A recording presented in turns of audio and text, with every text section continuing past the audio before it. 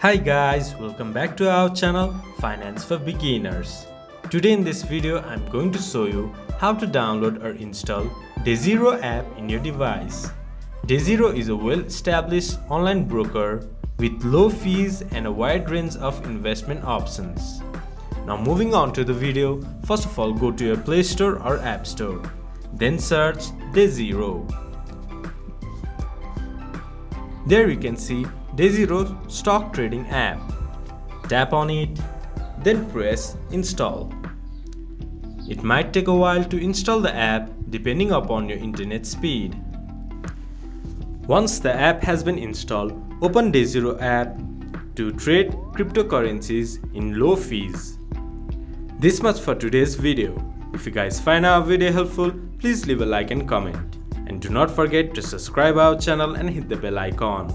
I'll see you guys again in our next video. Thank you for watching.